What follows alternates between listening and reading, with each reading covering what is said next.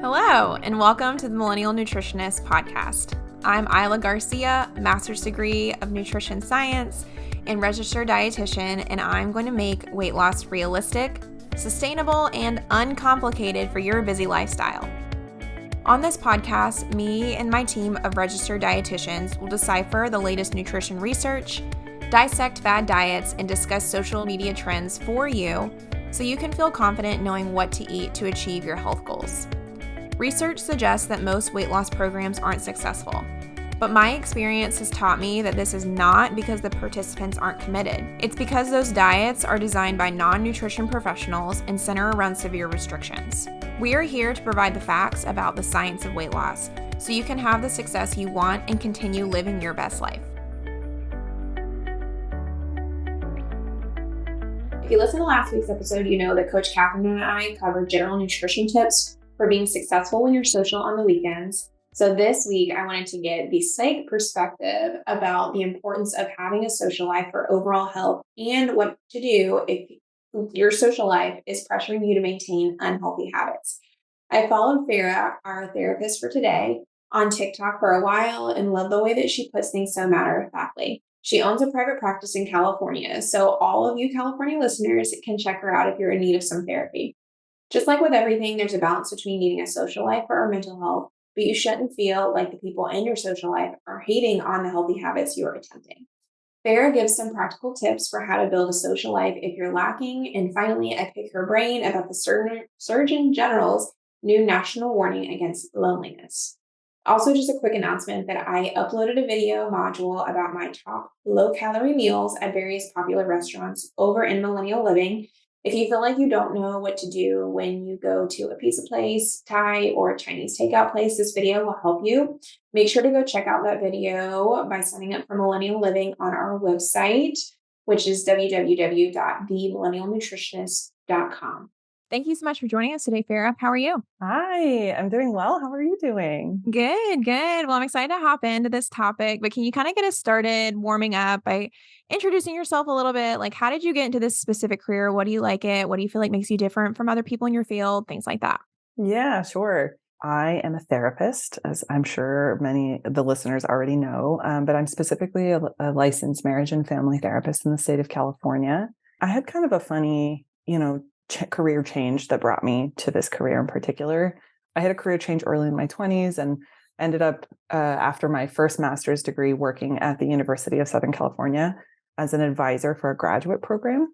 Mm-hmm. And while I was there, I was like doing all the advising work. There was like a small team of us in this grad program. And what we found was that I really became the confidant of a lot of the grad students. And, while I was there for almost 5 years, and I'm from LA originally, and I'm half Colombian and half Middle Eastern. And so I'm kind of like, I feel very connected to the communities in Los Angeles. And my mom's been working in South LA for 40 years and doing lots of like advocacy work. So while I was at USC, I had this really kind of important aha moment in my life where I realized so many of our students in this graduate program at the most expensive university in the country, even though they have access to, mental health resources on campus, and, many of them are very well off, many of them still didn't have quality access to mental health. I started to think about how other people in the community might be, able to or not able to access mental health care resources. And since I kind of had this knack for counseling, I decided to go back to school another time and get a master's degree. So I worked full-time and was in school full-time and just kind of fell in love with advocacy. And to answer your question of what I think makes me different, our field has kind of a interesting trajectory. Mental health really was, people think of the father of mental health as being like Freud, right? And his honcho of friends. But I think what we've realized as time has gone on is that the tenets of a lot of mental health and wellness things have existed for many generations in communities of color. And so I really honed in all of my training in the social justice sphere.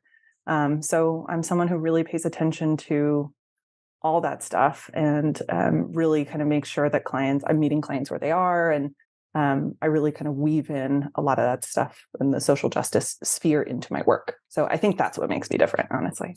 Wow. Okay. Awesome. I'll have a follow-up question later on. Sure. But that's really interesting. I'm learning as we've gotten so many different therapists on the podcast. Like, I guess I didn't even realize there's even different ways of practicing within that. Whenever I hear of therapy, I just think of Oh, hair yeah. therapy, but we've had somebody Oh, that's no. DBT, CBT. I'm learning about like Right. analytical work. Do you exist in one of those like areas? I do. So there are many different modalities. That's what we call them, Okay. in terms of like, or like, it's just really the way that we conceptualize Mhm. what mental wellness is, or the lack thereof. And so early psychology was very like Freudian, very, blame the mother, Mhm. right? Mhm. And more modern techniques are like behavioral, CBT, Mm. DBT, those kinds of things. There's like humanistic, and client-centered, where it's like really building that relationship with the client. There's like relational, and then there's kind of postmodern, right? So there's Mhm. early, kind of modern, and then postmodern. I was trained primarily from a narrative perspective, which is postmodern, really takes into account lots of social justice, all of the kind of systems, the broader systems at play, and how those systems kind of put pressure on people and communities in Mm. different ways. So I was trained wholly kind of from a narrative sphere, and really love it. And like, that's I love so much to work from that perspective. And then I was in my late 20s diagnosed with OCD, Mm. and getting ERP treatment was like really life-changing for me, which falls in the CBT camp, which is kind of like more modern kind of behavioral work. And so then I went back and kind of got trained in working specifically in that ERP modality. So I feel very unique in this way.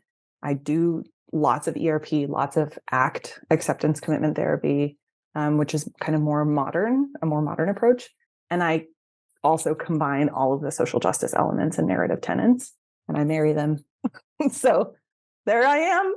Interesting, interesting. Okay, well, very different than the other people we've had on, so that's good. I'm glad that Yeah. we're kinda giving a sampling of all the different ways you can kinda take care of your mental health with a provider like Yeah. yourself. Kinda moving on, we always talk about or I was looking for, like, different ways for people to get inspired just by any of the wonderful health Yeah. professionals we have on. So I would just like to ask, are there any new, like, foods or wellness habits or anything that you've been doing lately that can inspire people? Yeah, totally. As a client with OCD myself, I've Uh-huh. always struggled with like my relationship with food. Mm. So this will kind of fall in line with what this podcast is kind of all about, but the intuitive eating workbook. Um, Mm. I come back to it again and again when I need to like refresh myself and kind of bring myself back into my body. Mhm. But one of the things that I actually just started this week, it's called, I had to Google what it's actually called, mindful based, self relaxation, I think is what it's Mm. called. And it's a specific technique that's used with, it's a meditation technique. Mhm. I'm taking this 8-week class with this like really phenomenal person. And the techniques are really, really useful for clients with chronic illness. And I have a chronic Mm. illness. So it's been something I'm, excited about. And they ask you to meditate for 45 minutes a day, which is Oh my unheard of. gosh. I have no routines of any kind. So that's really been challenging, but good. Awesome. So what is the outcome of that? Is it supposed to help you like tune into your own body's like hunger fullness Yes. cues or okay. Well, it's the MBSR, the mindfulness class that I'm taking is not necessarily specifically related to food, though you, of course, can translate it in that way. The intuitive Mm. eating workbook, of course, is. Mhm. But it is really just like it's somatic work. It's getting you into your body. It's getting you feeling the things, your body is trying to communicate and tell you things. And so it's getting you to listen and pay Mm. attention. Yes, I know it's always crazy to me when I work with clients and they don't are so disconnected from like if they're hungry, if they're full, like are they That's feeling me. oh I'm really? Are oh they yeah. Oh nervous? my Are they God. hungry? It's Yeah, crazy how simple it can be, but hard it is to connect. So I think that could definitely be useful totally. to many people. Yeah, and the MBSR is very much like going to the gym for Mm. that specific tool of being able to connect with your body and listen to what's going on inside of your body. So Okay. I'm excited about it. It's been very challenging. Wow. Okay. Okay. Cool. Hey, with a new month comes a new product I'd like to share with you. And for June, I want to talk to you about Fire Belly Tea. A lot of people have been interested in non-alcoholic alternatives, and their iced tea is a great 0-calorie option to keep stocked for when you're tired of just plain water. If you know me, I'm all about eating and drinking whole, natural foods to the best of your ability, and tea is just that. I feel like people forget about this OG water alternative when there's so many other things out there right now. So I'm going to remind you of some of the benefits and why I like this tea so much. So Fire Belly teas are a loose leaf, which makes it taste better because you get more surface area from the actual tea leaf. And they're also infused with herbs, spices, and fruits, which give them very unique flavors. They're also just super vibey. What sucked me in is their packaging. So I'll show you here some of the packaging. It just seems, I don't know, super cool and trendy. And their flavors are great. And then the bespoke iced tea carafe. Super cool and really cute to put in your fridge and you pour it out like that. Sometimes we choose the higher calorie drink option because the marketing sucks us in and it makes us think it's the cooler option. But we can make low calorie drink options cool too, so that we don't have to feel like we're depriving ourselves of a fun drink experience. They also just have so much to choose from. They have green tea, black tea, herbal tea, mate tea. I don't know what that is. I hope I said it right. Matcha, oolong, and my favorite right now, iced teas. Or like teas that would be really well iced. You can take their online quiz for a customized recommendation, cater to your desired time to drink the tea, your benefit you want, and the flavor you want. When I took the quiz, I was recommended the after dinner mint, which is chocolate, mint, and valerian root, and the crowd pleaser, which is black tea with vanilla and almond. I think because I said that I really like coffee flavors, but those sound really, really good to me. But my personal favorite is the Caribbean Dream, which I have here, and I really like making it iced. It has pieces of coconut, pineapple, and apple crisp, so it feels like I'm drinking a pina colada without all of the calories or the hangover. They also have a lot of recipes on their blog that I want to try with some of the iced tea blends so that I can make it more of a mocktail in the summer. So they have recipe that's Thai iced tea with peaches. I feel like Thai iced tea is like super popular right now. And the Caribbean coconut lime tea, which I think you can make with the Caribbean Dream. So that sounds super fun. And I want to make a whole batch to bring to my next book club to help my friends also learn about some healthier drink options. They reached out to me to try their product, and as soon as I opened their box, I knew this would be our next podcast sponsor because they're not making any crazy health claims about like it being a skinny tea or metabolism boosting or anything like that. They're just making a 0-calorie drink option and overall experience. Swapping out that higher calorie alcohol drink on these hot June days to Fire Belly iced tea can help you to achieve the calorie deficit you need to reach your health goals. Try Fire Belly tea today by going to www.firebellytea.com/ILA15 and use the discount code ILA15, it's ILLA 15 at checkout to receive 15% off. Well, moving on to our article review. So, I was actually really struggling kind of to find an article for now because I knew the topic I wanted to cover, but I always try to find something related. And then lo and behold, this article seemed like it blew up the internet like the week I was putting this, together. And the title, I mean, I could have pulled from anywhere. CNN Health seemed like one of the biggest publications to focus on. So the article is from CNN Health and it's titled Surgeon General Lays Out Framework to Tackle Loneliness and Mend the Social Fabric of Our Nation. And it's interesting. Yeah. They kind of talk about how it's, I guess the whole US is really lonely and how government has this pillared plan to resolve it in some way. And so I kind of want to get your 2 cents on what you thought of it. Any initial thoughts to start off? Yeah. I'm going to just be real honest with you here. Yeah, give it to me. My gut reaction was just like a big eye roll. I love that we're paying attention to this now. But it's kind of, I felt a little bit like the plan that they put into place, like the pillars, even though they are calling to action some like local governments to make certain changes, they really put a lot of the onus and responsibility on like, get out there and make friends and like, go make connections, get off the internet. And it's really interesting because we have built this capitalist society in the United States that is so heavily focused on production, productivity, and like the attention economy. And we can't deny that social media is obviously a huge part of connection, but it's also a huge part of selling us things. And so there's been a lot of funneling over the last like 10 to 15 to 20 years around cutting back some of those social connections, especially during COVID.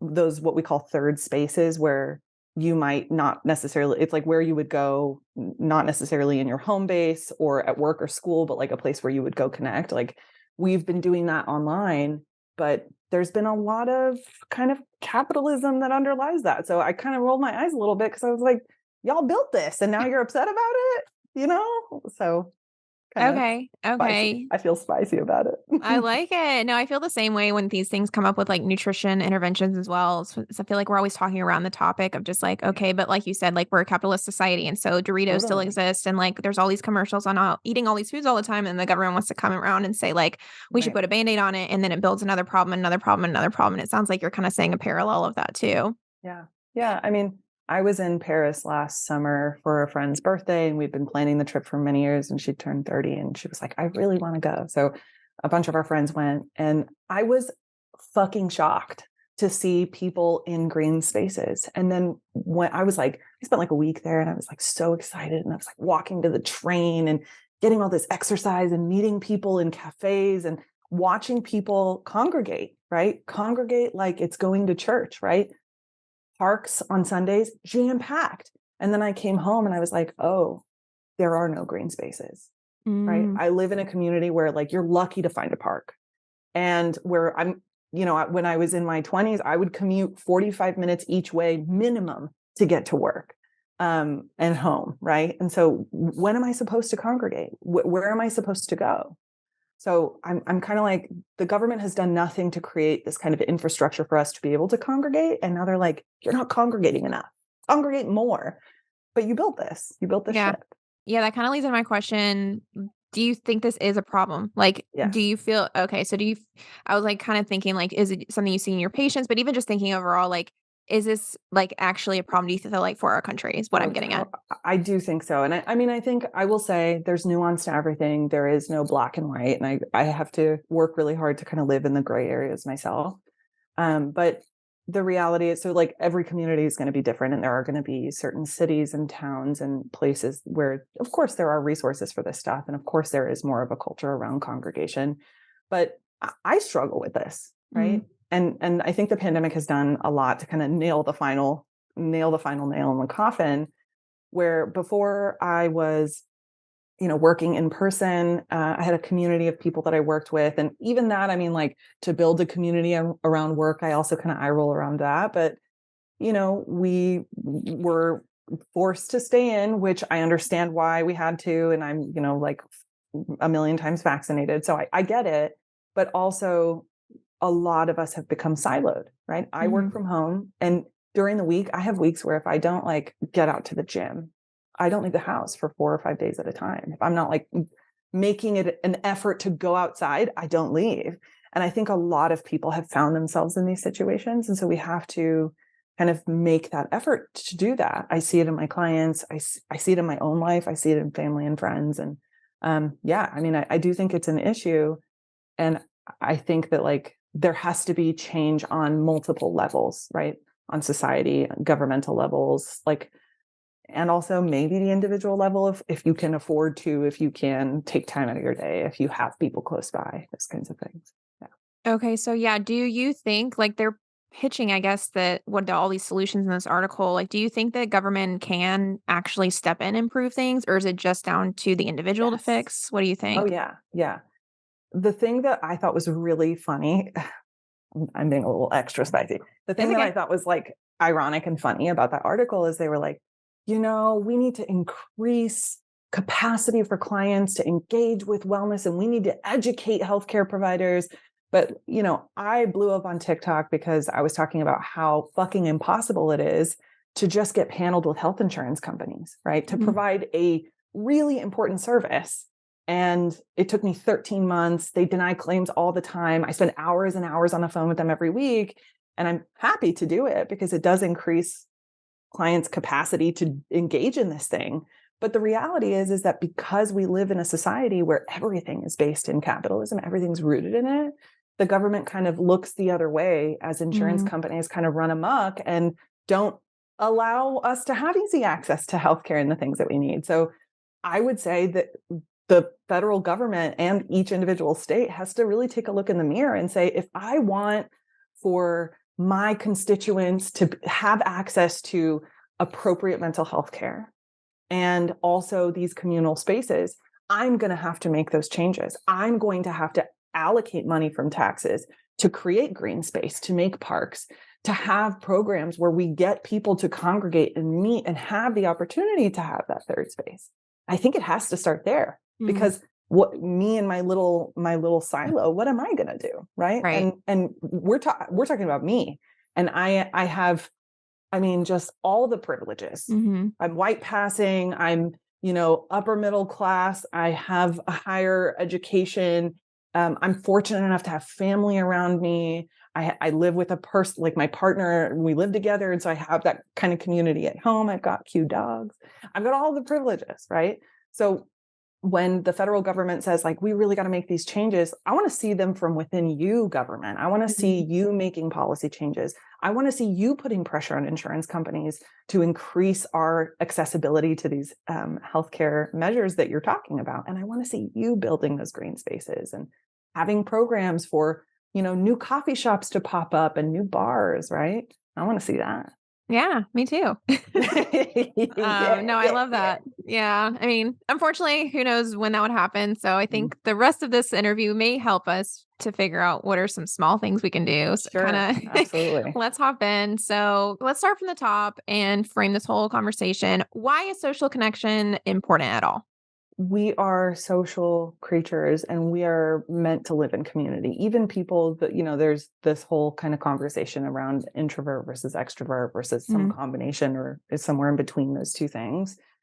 Everyone, humans are we're meant to live in community. So whether you connect in a particular way or in a different way, we really kind of thrive off of having connections with others. And social connection is important. It really does change health outcomes. It can improve a person's, capacity to make it through diagnoses and hard things and hardship. And I just think about myself, right? In moments when I've been sick, or, was recently diagnosed with OCD, for example, when I was diagnosed, and I really needed to rely on my family and my friends to help me get through that, because those are hard things. The other thing I think about is my sister is a relatively new mom. She's got two kids, about 3.5 and 1.5. I just look at the difference between those two kids. The first child was her biological child was born in a couple months before the pandemic. And, of course, the first 6 months of the pandemic, no one could see anyone. We were all afraid and we had no idea what was going to happen. And my sister's mental health was just so frail at that time. She was doing it all on her own, basically, her and her husband. And it was tough. And then I kind of compared to her second biological child, because we got an older bonus kid in the mix too. But the second biological child came at a time where there were vaccines, and my mom and I could go visit. And my mom especially is so invested in my nieces. And so I just watch how the community and the connection with others really just helped. I mean, my sister was able to get support so she could go back to work sooner and all that stuff. And those are just two very tiny micro examples, but we help each other, right? That's what communities do. And when you lose that social connection and you lose the capacity to ask for help, obviously our government's not doing a good job of creating safety nets for us. So the social fabric of our lives kind of helps us have that cushion, that fallback, that soft place to fall, if you will. And so what happens if that is you and you have a very limited social life? What can the effects be? From a mental health perspective, we can see lots of symptomology come up. I have, and this is a conversation for definitely, I could fill an entire podcast about the problematic nature of the DSM in so many ways. But the DSM stands for the Diagnostic Statistics Manual, and it's really the big book of diagnoses. But when we look at just symptoms in there, right, you can become depressed and experience really low mood. Many clients experience hopelessness, which is kind of one of the hallmarks of suicidality. You can just get really anxious, or that loneliness can really kind of create the scene for us to feel like I have nobody. And if something were to happen to me, or if something is happening to me, where do I go? What do I do? So I think it's incredibly important. And if you don't have it, You can have worse physical health outcomes. You can rely more on things to kind of band-aid, right? I'm someone who I'm totally a binge eater who, when I get really lonely or really anxious, I kind of reach for something to make myself feel better. So we see things like that come up and happen for folks. And that's what makes having a social network so important. What keeps people from having a social life, do you think? I think there's a lot of factors. First of all, there's no denying the impact that the pandemic had. Us being kind of indoors, many people going fully remote, many people lost connection with lots of people. And I'm not talking about I don't ever talk to that person again, because many of us have cell phones, right? But I am talking about I didn't talk to that person for 8 months. And so I don't feel like I can reach out to them anymore. Or if something were really going on, I don't feel like I have the kind of connection with them anymore that I used to. So the pandemic was one thing. The other thing is we can't deny the way that our society is built. Our society is built around work and school. School being kind of the thing that indoctrinates you to get ready for work, right? So work and school. And so if we're only focusing on I have to work, I live an hour from my job, my work is an 8-hour day, and then I come home, that's 10 hours of your day. By then you got to eat, you got to shower, you got to get to bed, and the next day you're just going to go right back to work. So we can't deny that the central focus of our society has really been built on work. And so I think that that's a big factor too. And many people work more than one job, right?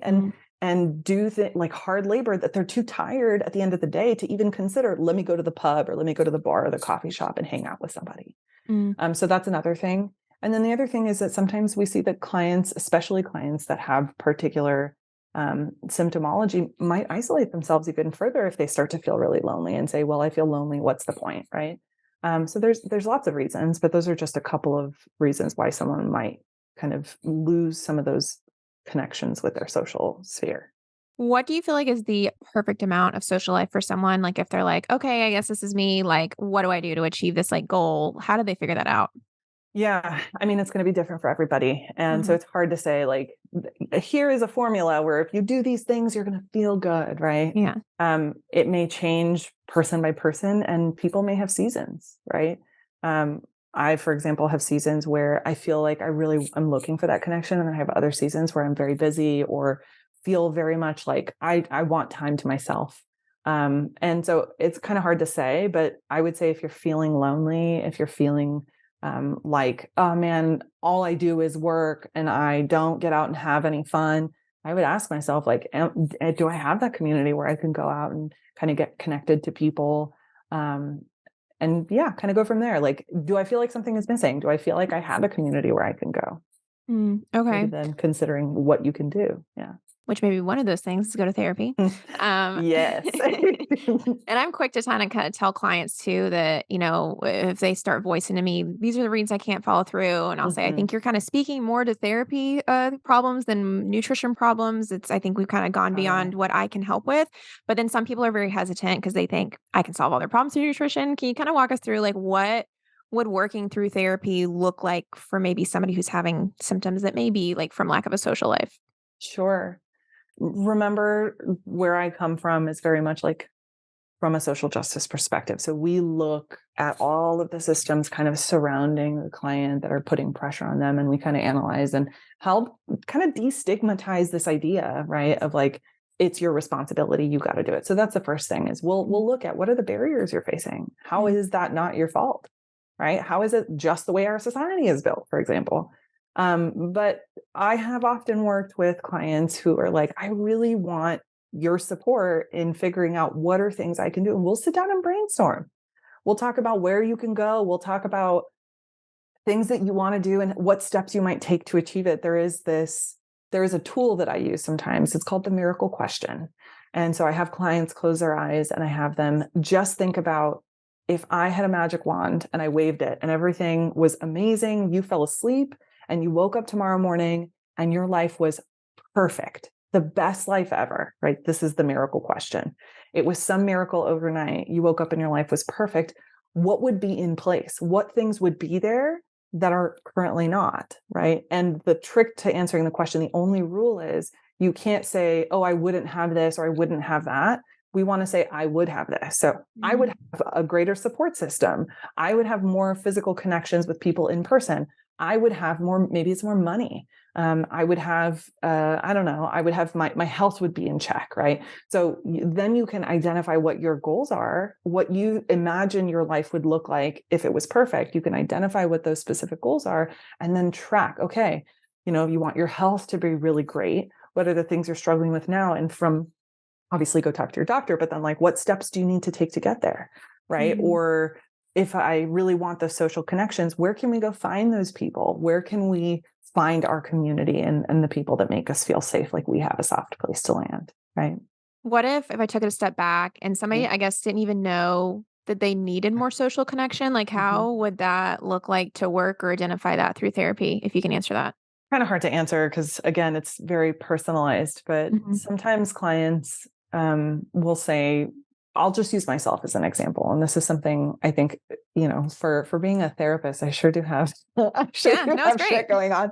But I remember this was when I first started therapy. So even before I was like a fully fledged therapist, I was working with my therapist, and her name is Kathy. She's great. I don't see her anymore, but I miss her so much. And I was meeting with her and just telling her, man, like, I was working full time and I was in grad school full time. This was like when I first started my grad program to be a therapist. And I was like, man, Kathy, I'm tired. Like all I do is work. I feel like I don't have time to do anything. And what we really identified was when I do have time off, I just kind of loaf around because I don't feel like I have people that I can like, hey, like, let's go do blah, blah, blah. Right. Or like, hey, you want to hang out and watch shitty Hallmark movies? Sorry, Hallmark. But like, yeah, I that's what we really identified. And even though I have lots of really close friends, I didn't have those core people that I could be like, hey, it's just a Saturday afternoon. You want to come loaf around my house with me? Or can I come over and loaf around with you? And I really did work to kind of build some community after that point. It really helped a lot. It helped me feel more connected to joy instead of just work, no fun. Right. Okay. Gotcha. So it sounds like you kind of worked from like your problem, then kind of realizing like what it looks like when you are like, it sounds like having a funner day and then working from there to figure out that social time. That's what it was for me. Right. And every client is going to come to therapy and have their own kind of list of issues or questions or feelings. And the hallmark of a good therapist is just, at least at the very, very foundation, is just like a sense of curiosity. Like, where is that coming from? How does that make you feel? Like, what do you think would be better? And, then Kathy and I had been working together for a little while by that point. And I think we had been comfortable. And so she was like, hey, it seems like you're working a lot. Like, who do you call up when you're bored? Who do you blah, blah, blah. And so kind of just workshopping in that way. But remember that every therapist kind of takes their own approach. And every client has their own needs. So it's kind of it's a very unique sphere. I'll say that. Gotcha. Okay. Let's kind of work into like somebody may have identified like, okay, they need some social connection. So like kind of working through some scenarios that I see. So, Sure. Two come to mind. So one, like how would somebody you think rebuild social connections as somebody who moves? Cause it's something I see a lot. Oh, totally. Yeah. And this is something that actually also hits close to home. I'm from Los Angeles originally, but my partner is from Washington State and has moved around a bunch in their adult life. He's kind of expressed to me like, it's hard, my people are not here. All of my people are in Washington or wherever. But one of the things that I think is actually, this is going to sound kind of interesting. I have a friend who has over the last few years gotten really invested in kickball, in like local recreational sports through their like city, and has met a bunch of people that they are so excited about and spend lots of time with and think are so rad. And it is, again, kickball is kind of this like, you're not really going to win. You're going to kind of have a good time and like joke around. And so they'll go to practice once a week, which is really just playing kickball with a bunch of other adults. And then after their kickball practice, they go to a local bar and they go every time. And it's the same place and they have like their place. And so this is that third place I was telling you about earlier, is like perhaps finding local ways of connecting with others, a bowling league, right? An adult soccer league. And it doesn't all have to be active. I recently went to have brunch with a couple of friends, and I saw a knitting circle, and it was like adults of all ages. It was people ranging from probably in their early 20s to all the way to like third chapter, 65 plus kind of thing. And so finding, ways of meeting in person that are consistent and doesn't have to be every day, can be once a week, once a month, twice a month, whatever. But some things like that are really helpful. Having like a designated time and a place where we meet up and do this thing. Okay. And then another scenario that I see sometimes is the stay-at-home mom or the stay-at-home wife. Seems like it would be like the dream world. And then all of a sudden they get there and realize that being alone all the time or just with kids is not fun. What would you say to that person? Well, the stay-at-home mom is a really unique position because you're working full time, right? Mhm. You're working triple time. Right. You're everything, you're everyone to these little people that are kind of growing up, and it's so hard and simultaneously so kind of underwhelming. It's like so overwhelming in some ways because you have to be on all the time, but it's so underwhelming in so many ways because even though I really believe that children are phenomenal and complex and you can have really like awesome, thoughtful connection and conversations with kids, sometimes you want to have an adult conversation. Sometimes you want to have a conversation with someone who can speak full sentences, and finding a variety in your life is so important. So for people that are stay-at-home parents, whether you are a stay-at-home mom, a stay-at-home dad, a stay-at-home parent of some other kind of gender identity, I would say finding a parenting group or finding, if you can, because many people don't have childcare, can't afford childcare, or don't have family that you can just like say, hey, I feel comfortable enough just taking my kids to watch them for an hour or two while I go do this thing. But maybe it's finding a parenting group, and maybe it's finding something that has nothing to do with parenting, right? Asking yourself, if I could do anything, if I could have an hour a week to just do anything I wanted, maybe it's knitting, maybe it's crochet, maybe it's volleyball at the beach, or going for a walk or a jog, or finding a group that does that. And maybe it's a parenting group because, there's lots of reason to find a good parenting group, and there are lots of like mommy and me groups and things like that. And also, this is something I'll say, I have a couple of clients that have younger kids. And something that we're always looking for is resources around like classes that you can go and be with your kid, where your kid can interact with other kids and you can interact with other parents. So those are just some ideas, but again, very personalized, you have to really kind of look inward and say, if I had an hour of time in an ideal world where it was magic and I didn't have any reason to like stop myself from doing something, what would I do at that time? And then trying to find a group of people where you can do that. And if you have the resources to have childcare, even better. Okay. Kind of flipping this back around to another set of questions, talking about people who are social, but maybe their social situation isn't lending to this new lifestyle that they want. Sure. How can you create, you feel like, healthy boundaries within the social circle you already have? I'm thinking of people that I work with that maybe like want to start exercising, but people around them may actually like just saying that that's lame or something like that. What would you say about that problem? If your close people are saying things like, oh, it's lame that you're doing that thing, I might have some additional questions. Okay. But like around like the supportiveness of those people. We can't choose what our friends' beliefs are and things like Right. that.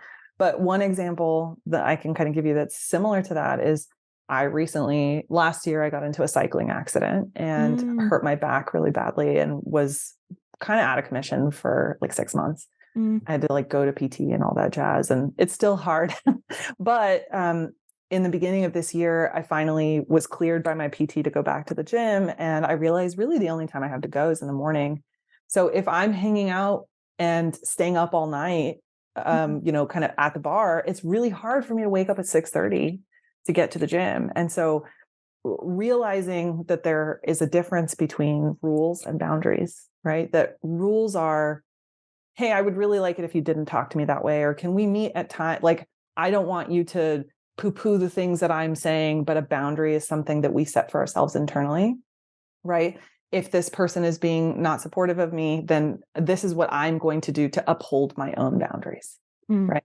That kind of sounds like a little bit of a flimsy answer. It also feels a little bit like I'm like blaming the person who's getting berated by their friend, but what I'm saying is, if something is important to you, being kind of protective about it and explaining to the people in your life, like, hey, this is important to me. And if you can't be supportive around it, then I would really appreciate it if you just didn't give me any feedback, because I really want to do this. Or if you don't feel comfortable doing that, again, a conversation around how supportive is this environment for you? And if, for example, let's take myself. If my partner and I will regularly stay up until midnight, 1, 2 in the morning. And when I started going to the gym earlier in the morning, I really had to be like, hey, we live in a 1-bedroom apartment. It's tiny as hell in here. If I'm going to go to sleep, can you keep it down past 12 o'clock so that I can actually sleep and then be rested when I wake up in the morning? And I am very fortunate to have a partner who's like, oh my God, absolutely. And so we kind of figured out a system that works for us. But being able to advocate for yourself and say like, hey, this is really important to me. This is for my wellness, my well-being. This is something I want to do for myself. How can we find a middle ground where you can still, be up and play Overwatch with your guy friends until 2 a.m. and I can also get my rest at the same time. Okay, gotcha. So it sounds like the steps are figuring out the thing you want to do, like going to the gym in the morning, figuring out the boundary, and then trying to stay firm on the boundary, but not like hating and totally disassociating from the person. Is that right? Totally. Yeah. Okay. And I would say that most friendships are, I would hope that most friendships are supportive. And so Mhm. I can imagine that lots of people are like, maybe embarrassed or ashamed of taking steps like that for themselves. And I would say that that's the hardest part, is convincing ourselves that we deserve to feel good and we deserve to have boundaries around things that we want. And I want to say to everyone out there, if there's something that you're excited about and you think, oh, if I share this with this group of people, they're going to think it's so lame, I would say stand loud and proud, right? Like, I really want to do this for myself. I really want to take this clown class. I really want to go to this knitting circle. I really want to wake up at 6 and go to the gym because that's the only time that I have. If someone is not supportive around it, then maybe that's a conversation you have with yourself around how you can set boundaries around that person. Okay. Okay. Yeah. And that kind of leads into my next question of, so let's say you realize that you kind of want to take a new direction in your life and maybe let's say not drinking. I feel like that's like a new hot topic, at least on TikTok, Sure. but you're like wanting to make new social connections that make it easier. What could something like that look like? I'm thinking like you have this friend group that's hard to do. So then you're trying to find a new route for that. What would you say to that? Unless there's like some kind of, there's obviously more severe situations where your friend group's like, don't do that. I'm like, that's horrible. Yeah. But if your friend group is just not interested in, like, they're not sober curious, for example, and you are, and every time you guys go out, it kind of surrounds this alcohol, it's very alcohol centric. You can have a conversation with them if you feel comfortable and say, hey, like, would it be okay if we went to a place that had non-alcoholic options, right? Mm. If you feel comfortable kind of asking to take up some space and say like, hey, can we find ways of, maybe we can have LaCroix as an option too, or like cute little mixed drinks that are not alcoholic. And then if your friends are like, oh, I don't want to do that, or you don't feel comfortable taking up that space, you can find another group that you feel comfortable doing kind of non-alcoholic centric things around and with, or even finding other things to focus on, right? Again, I don't know why I'm so obsessed with knitting today. I love to knit, Okay. but like the knitting group or the poetry slam group or slam poetry group, the slam poetry group or whatever, that isn't necessarily so alcohol centric, as an example, right? Like, and you can kind of go back and forth. And as you feel a little bit kind of more secure in your decision to be sober curious or to be sober, or to choose that kind of sobriety for yourself, then hopefully being in those spaces that are not alcohol centric will give you energy that you need to be in spaces where you're kind of having to kind of hold back and not necessarily engage with the alcohol. But again, it kind of depends. Everything is so individualized and like everyone has their own individual needs. So, identifying other spaces where you can not necessarily be alcohol centric might be kind of give you more energy in your battery to be in places that are alcohol centric where you don't want to engage in it. Okay, yeah, that kind of reminds me of something my therapist has told me since I've moved, because basically all these questions are kind of for me. But and trying to rebuild friends as an adult is weird, and me getting frustrated. Hard. It's like I found a friend, and I'm like, oh, but they're not my everything. And she's like, we can Yeah, have friends for different reasons. We don't need to like put totally. everything on this one friend group. You can have a walking friend, and then you can have a friend that you connect with your soul, but maybe you don't really connect any other thing. And I feel like that's kind of what Right. you're saying. Yeah. And I think, when we're young, we make friends and we see them every day because usually we're meeting them in school or in Hmm. sports and stuff like that. And so they really do feel like our everything. As we get older, we kind of learn the complexities of our own lives. So maybe I do like knitting. Maybe I want to meet up with my knitting group. Maybe I have friends where we really connect around the fact that we're therapists, or you have Hmm. friends where you connect around the fact that you're like a health expert, nutritionist, dietitian kind of thing, right? Hmm. And maybe they kind of fulfill one part of your life and kind of fulfill one part of your interests and curiosities. And maybe also you like to be a race car driver, and your health and wellness friends are just like, what? Beer and race car driving? Like, that's bananas. But that's okay, because it's a beautiful thing that we're all so complex, and you can have different communities for different things. I love Yeah. it. What a beautiful note to end on. Can you tell me what are the biggest actionable tip you think listeners should take away from this episode? I know that this is a health and wellness podcast where y'all are talking about like different ways to improve yourself. And if you're considering making a change and you feel embarrassed, Hmm. or ashamed, or you feel like, like I don't want the world to know that I'm doing this, I want you to know that you're not alone, right? As a person on TikTok, I'm actually a very private person, which is really interesting. Like all of my other social media is basically dark. Like there's nothing else about me on the internet. But the person, when you're feeling embarrassed, the person who's really stopping you is you.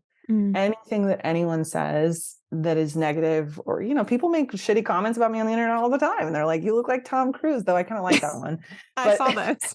yeah, I do think like anything that anyone says can bounce off of you, especially if they're not part of your inner circle. Like if you're posting on the internet, or if you're going to a knitting group and your neighbor's like, oh, what a dumb thing to do.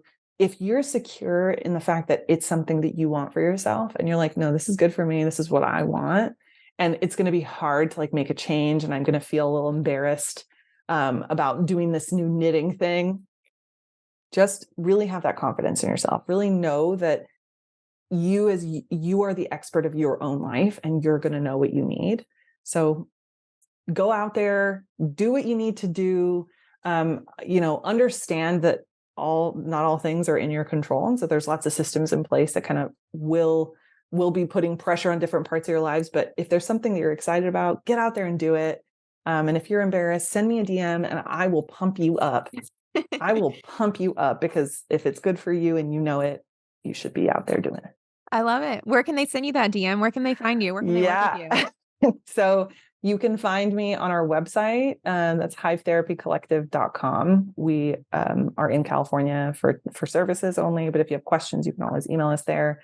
And then I'm on TikTok and on Twitter as therapist_Farah. So at therapist_Farah. And Farah is Farah. Love it. Well, thank you so much for joining us today, Farah. This was a great episode, and I'm sure people will get a lot of use out of it. Yeah, thanks so much for having me. Thank you so much for listening to the Millennial Nutritionist Podcast. For daily weight loss tips and nutrition information, you can find us on Instagram at the.millennial.nutritionist and on TikTok at millennial.nutritionist. If you find this information helpful, please subscribe to the podcast and share it with a friend who needs encouragement on their health journey. See you in the next episode.